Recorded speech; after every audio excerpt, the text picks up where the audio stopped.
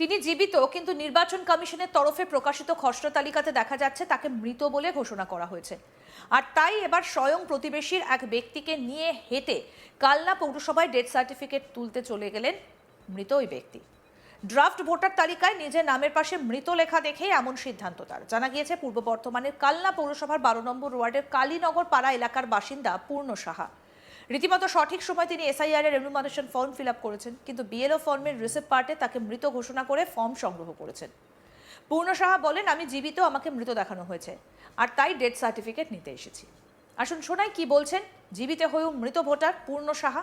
তার কি বক্তব্য শুনবো। মৃত সার্টিফিকেট নিতে এসেছি আমার জন্য। কেন?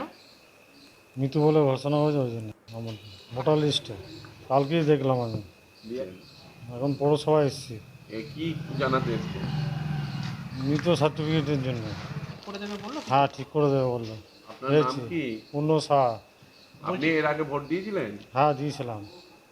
তাই এইটা কেন হলো কিছু জানতে পারলেন? না।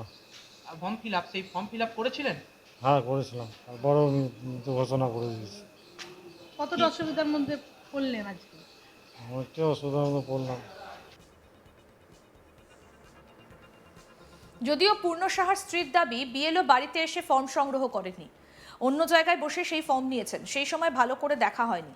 তিনি স্বামীর ফর্মে কি লিখেছেন, একই সঙ্গে তারা আরও দাবি করেন তারা ঠিকমতো পড়াশোনা জানেন না, তাই ইংরেজিতে কি লেখা আছে সেটিও তাদের জানা নেই। কি বলছেন পূর্ণ সাহার স্ত্রী নীরবী সাহা, শুনবো।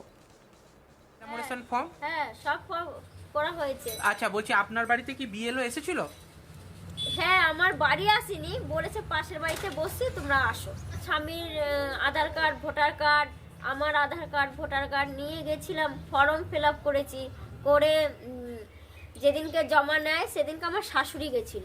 আচ্ছা, শাশুড়ি গিয়ে জমা দিয়ে এসছে। এবার সেদিনকে যে ডেটটা লিখে দিয়েছি আমরা আর দেখিনি, ওটা আবার রেখে দিয়েছি। আজকে ও ভোটারের সব লিস্ট বেরিয়েছে, কালকে জানা গেছে যে ও মৃত। তাই আজকে সকাল থেকে সবাই গেছে, কেন আমি মৃত, আমি তো জীবিত। আমার শ্বশুরের ডেথ সার্টিফিকেট নিয়ে আমার শাশুড়ি গেছিল, ওনার যদি কিছু কাজে লাগে, হ্যাঁ, যদি কাজে লাগে ওই জন্য। আচ্ছা। এখন দেখলেন যে আপনার স্বামীকেই মৃত দেখানো হয়েছে। হ্যাঁ, এখন আপনারা কি আতঙ্কিত ঘটনায়? সেটা তো অবশ্যই, কেননা ও বাড়ির একাই, ও আর তো আর কেউ নেই। এবার ও মৃত মানে তো আর সব ডকুমেন্টস মৃত, তাই না? আর যে জীবিত তাকে মৃত বলাটা তো এটা ভয়ের ব্যাপার। আচ্ছা, এইটা নিয়ে কি আপনারা প্রশাসনের কারো কাছে গেছিলেন? আমরা পৌরসভায় গেছিলাম যে এটা যদি ঠিকঠাক করা হয় আমাদেরই ভালো। এই ঘটনার পরে কি এখনো পর্যন্ত বিএলও কোনো যোগাযোগ করেছে আপনাদের সাথে? না, আমাদের সঙ্গে এখনো আসেনি, এখনো মহকুমা শাসকের তরফ থেকে কেউ যোগাযোগ করেছে? না, কেউ এখনো আসেনি। এই প্রসঙ্গে ওই বিএলওর সঙ্গে যোগাযোগ করা হলে তিনি এই মুহূর্তে ক্যামেরার সামনে কিছু বলতে রাজি হননি, বরং জীবিত ব্যক্তিকে তার কাছে নিয়ে এসে হাজির করার পরামর্শ দিয়েছেন মিডিয়াকে। তবে এই নিয়ে ছড়িয়েছে রাজনৈতিক তরজা। পূর্ব বর্ধমানের জেলা তৃণমূল কংগ্রেসের আইএনটিটিউসির সভাপতি সন্দীপ বসু দাবি করেন, নির্বাচন কমিশন চক্রান্ত করে বৈধ ভোটারের নাম বাদ দিয়েছে, পাশাপাশি এর পেছনে বিজেপির হাত রয়েছে বলেও এদিন দাবি করেছেন তিনি। কি বলছেন সন্দীপ বসু, আসুন শুনি।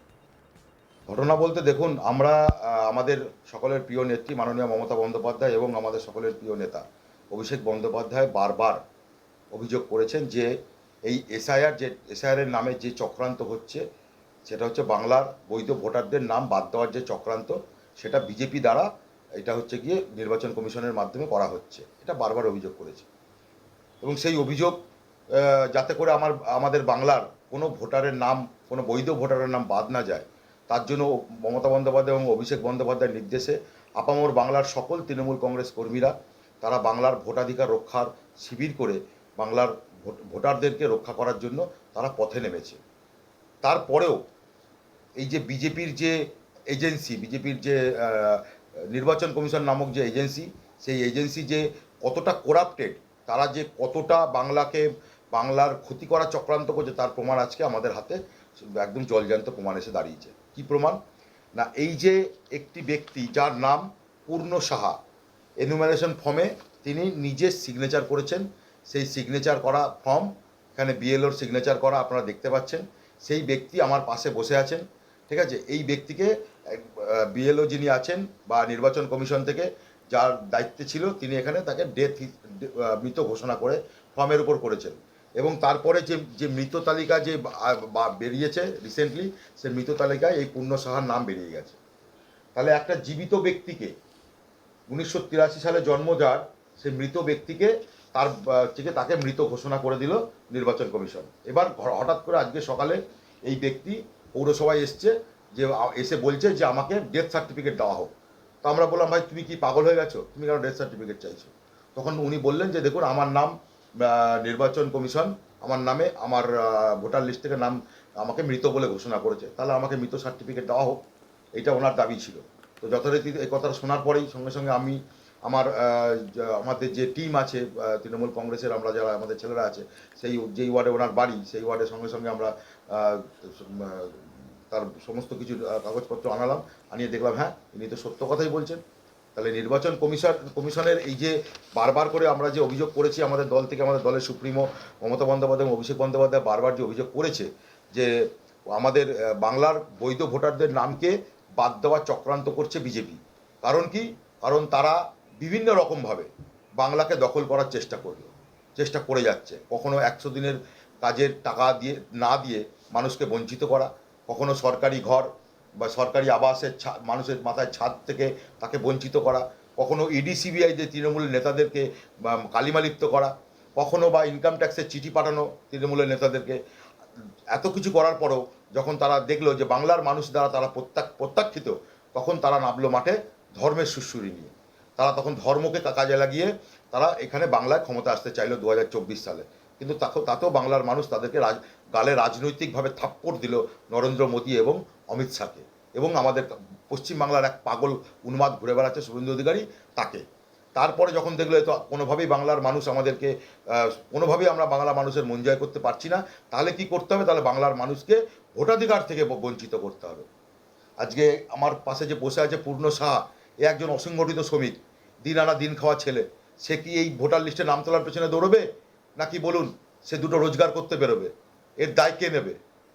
2014 সাল থেকে ভারতবর্ষের কেন্দ্রে ক্ষমতায় এসে শুধু মানুষকে লাইনের পর লাইনে দাঁড় করিয়ে যাচ্ছে এই অপদার্থ নরেন্দ্র মোদীর সরকার এবং নরেন্দ্র মোদী। সেখানে দাঁড়িয়ে আজকে এই একটা অসংগঠিত শ্রমিক, যে দিন আনা দিন খাওয়া ছেলে, তাকে এই ভোটার লিস্টে নাম তোলার জন্য তাকে এবার লাইনের পিছনে দাঁড়াতে হবে।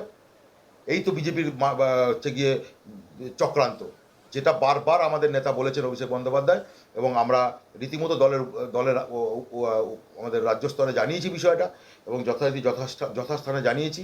জানানোর পরে আমি আপনাদেরকে বলছি যে এই যে আপনাদের সামনে বিজেপির মুখোশটা আমরা আপনাদের মাধ্যমে সাধারণ মানুষের কাছে খুলে দিচ্ছি, যে দেখুন, স্বচক্ষে দেখুন, একটা জীবিত মানুষকে বিজেপি শুধুমাত্র ভোট ক্ষমতা পাওয়ার কারণে বা সারা বাংলাতে জুড়ে এই জিনিসটা চলছে, সারা বাংলা জুড়ে এটা করার চেষ্টা করছে।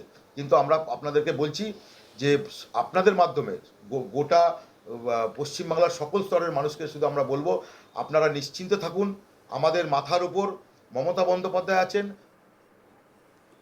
আরও আপডেট পেতে দেখতে থাকুন আজ তাক বাংলা, সাবস্ক্রাইব করুন, নোটিফিকেশন পেতে বেল বাটন অপশন প্রেস করুন।